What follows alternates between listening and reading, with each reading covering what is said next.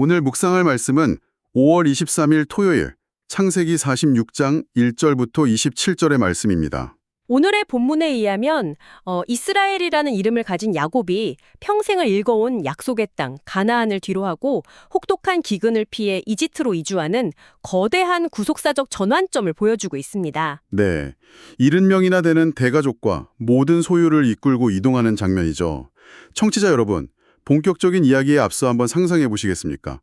평생을 바쳐 일궈온 완벽한 삶의 터전이 있는데 재난을 피해서 언어도 문화도 전혀 다른 낯선 타국으로 이민을 가야 한다면 어떤 기분이 드실 것 같습니까? 엄청난 두려움과 막막함이 밀려올 것 같습니다. 내가 과연 옳은 결정을 내린 것인지 끊임없이 의심도 들 테고요. 그렇죠. 그래서 오늘 본문은 단순히 고대 유목민 가족이 굶주림을 피해 이웃나라로 이주했다는 그런 단순한 생존기가 아닙니다. 아브라함에게 약속하셨던 큰 민족을 이루겠다는 언약이 이집트라는 제국의 돌봄 속에서 어떻게 실현되기 시작하는지 보여주는 아주 중대한 섭리의 기록입니다. 맞습니다. 한 가족의 역사에서 거대한 민족의 역사로 폭발적으로 확장되는 시점이죠. 그래서 오늘 말씀의 흐름, 그러니까 본문의 구조를 한 4가지에서 5가지 단락으로 나누어 따라가 보려고 합니다. 먼저 첫 번째 단락인 본문 1절의 배경과 출발 상황부터 짚어볼까요? 네, 1절을 보면 참 흥미로운 언어적 디테일이 있습니다. 야곱을 굳이 언약 공동체의 대표인 이스라엘로 부르면서 이스라엘이 모든 소유를 이끌고 떠나 부엘세바에 이르렀다고 하죠. 여기서 이끌고 떠나라 번역된 히브리어 단어가 나사입니다. 낯어요. 그게 어떤 특별한 뜻이 있나요? 이 단어는 본래 유목민들이 텐트의 말뚝을 뽑다라는 의미를 가지고 있습니다. 텐트 말뚝을 뽑는다. 그러니까 단순히 짐을 싸서 이사 간다는 표면적인 의미가 아니군요. 평생 가나안 땅에 깊숙이 박아두었던 자신의 삶과 신앙의 기반 자체를 통째로 들어올리는 결렬한 행동이네요. 정확합니다. 약속의 땅에 박았던 말뚝을 뽑아내는 엄청난 영적 무게를 담고 있죠. 그런데 여기서 두 번째 흐름인 전개상망으로 넘어가 보면 아주 뜻밖의 장면이 나옵니다. 야곱이 가나안 남부의 경계선인 이 부엘세바에서 갑자기 발걸음을 멈추고 희생 제사를 드립니다. 사실 이 대목에서 저는 조금 의아했습니다. 청취자 여러분도 한번 생각해 보십시오. 지금 이집트에는 죽은 줄 알았던 아들 요셉이 총리로 있잖아요. 게다가 아버지를 모셔오라고 최고급 수레까지 보낸 상황입니다. 기근을 피할 완벽한 해결책이 눈앞에 있는데 왜 굳이 국경선에서 급정거를 하고 하나님의 뜻을 물었을까요? 인간적인 눈으로 보면 그렇게 생각할 수 있죠. 네, 그러니까 혹시 막판에 마음이 흔들렸거나 두려워서 주저한 건 아닐까 하는 생각도 들거든요. 충분히 오해할 수 있는 상황입니다. 하지만 이 부엘세바에서의 멈춤은 불신앙 때문이 아닙니다. 오히려 그의 신앙이 얼마나 깊게 성숙해졌는지를 보여주는 결정적인 증거죠. 부엘세바는 지리적으로 가나안의 마지막 관문, 그러니까 이 선을 넘으면 약속의 땅을 벗어나게 되는 곳입니다. 돌아올 수 없는 강을 건너기 직전에 국경 검문소 같은 곳이네요. 그렇습니다. 신앙적으로도 아버지 아브라함과 아버지 이삭이 제단에 쌓았던 아주 중요한 신앙의 중심지고요. 비유하자면 중대한 인생의 결정을 앞두고 부모님의 묘소나 어린 시절의 고향집을 찾아가 마음을 다잡는 것과 비슷합니다. 과거의 야곱이라면 자신의 잔머리와 꾀로 벌써 이집트로 달려갔을 텐데요. 지금 엎드린 야곱은 완전히 다른 사람이군요. 생존이 완전하게 보장된 요셉의 초창장 앞에서도 하나님의 승인 없이는 임의로 약속의 땅을 떠나는 것을 거룩하게 두려워하고 있는 거네요. 맞습니다. 합리적이고 안전해 보여도 그게 언약에 부합하는지 멈춰 묻는 태도죠. 자, 그렇게 제단에 쌓은 야곱에게 본문의 세 번째 흐름, 곧 핵심적인 가르침이 등장합니다.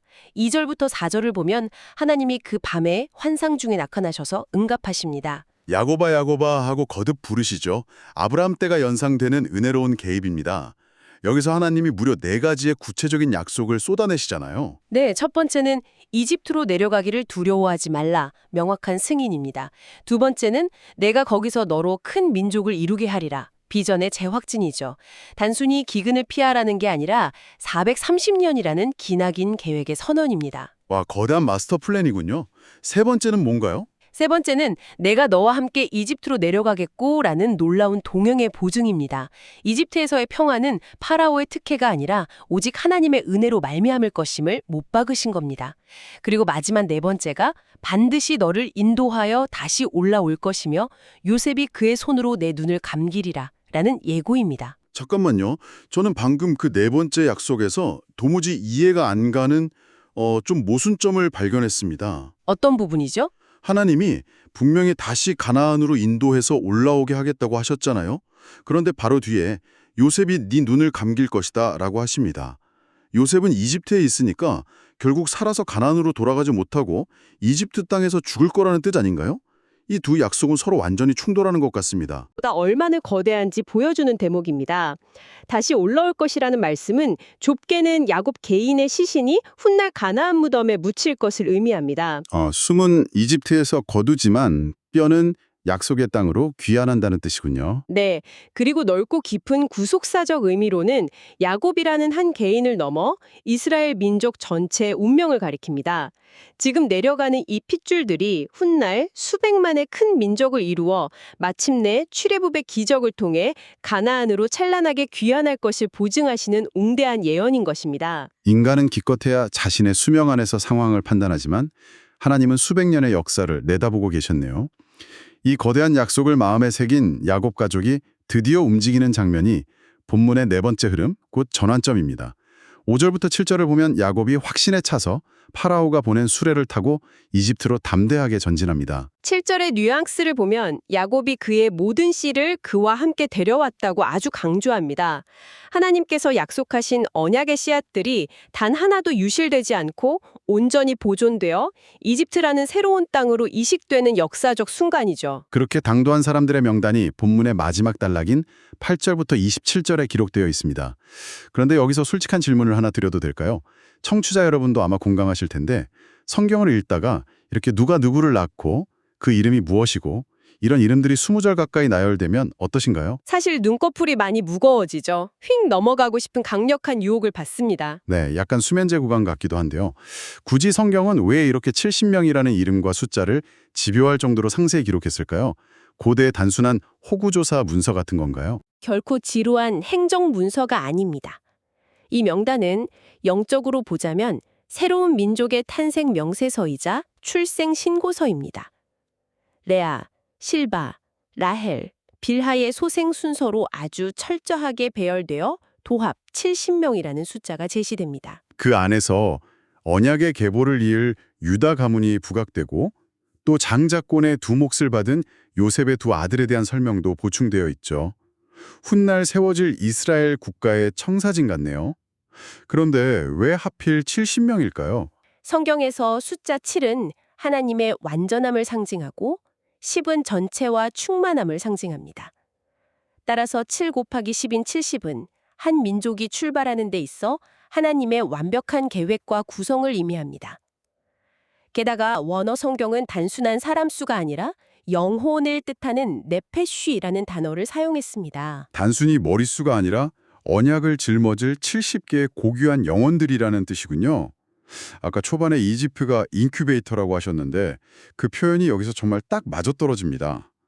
이집트인들은 목축업을 혐오해서 이스라엘 백성들이 고센 땅에 구별되어 살았잖아요. 그렇죠. 이방인들과 통혼하지 않고 정체성을 지키면서 파라오의 거대한 권력이라는 껍질 안에서 완벽하게 보호받으며 폭발적으로 번성할 수 있었던 최적의 영적, 물리적 인큐베이터였던 셈입니다. 참 초라해 보였던 70명이 그 인큐베이터 안에서 자라나서 훗날 출애굽할 때는 장정만 60만 명에 달하는 거대한 민족이 된 거군요. 참 놀랍습니다. 오늘 말씀을 깊이 따라가 보았는데 이제 본문이 우리에게 던지는 깊은 영적 교훈을 성경 묵상 포인트 3가지로 나누어 정리해 보겠습니다. 네, 좋습니다. 첫 번째 묵상 포인트는 바로 하나님의 뜻을 묻는 야곱입니다. 고통스러운 현실에 밀려 선택해야 할 때 눈앞에 완벽해 보이는 해결책이 있을지라도 야곱은 부엘세바에 멈추어 섰습니다. 우리 역시 내 눈앞의 결정이 아무리 안전해 보여도 그것이 하나님의 언약에 부합하는지 멈추어 묻는 훈련이 필요하다는 것이죠. 깊이 공감합니다.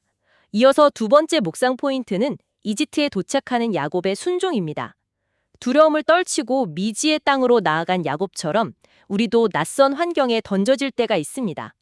하지만 그곳이 나를 영적으로 빚어가시려는 하나님의 인큐베이터임을 깨닫는다면 불평 대신 수용의 믿음을 가질 수 있겠죠. 아멘입니다. 마지막 세 번째 묵상 포인트는 70명의 작고 연약한 무리입니다. 거대한 제국 앞에 유목민처럼 세상 기준 앞에서 우리 그리스도인들도 작고 무력하게 느껴질 때가 있습니다. 하지만 이 70명이 하나님의 축복 아래 세상을 뒤집는 큰 민족이 되었듯 우리가 언약 안에 머물러 있다면 세상을 변화시킬 영적 군사로 쓰임받게 될 것임을 오늘 본문은 위로하고 있습니다. 역설적이게도 약속의 성취를 경험하기 위해 자신이 평생 의지했던 약속의 땅에서 텐트 말뚝을 뽑아야 했던 야곱처럼 말이죠. 오늘 하나님께서 우리에게 떠나라 명하시는 나의 가나안은 어디인지 청취자 여러분도 깊이 고민해 보시길 바랍니다. 네, 오늘 본문이 주는 이 무거운 질문들을 가슴에 품고 함께 기도로 오늘의 묵상을 마무리하겠습니다. 자비로우신 하나님 아버지, 기근과 절망의 위기 속에서도 자신의 얄팍한 지혜를 의지하지 않고 부엘세바에 멈추어 엎드렸던 야곱의 그 성숙한 믿음을 오늘 우리에게도 허락하여 주시옵소서.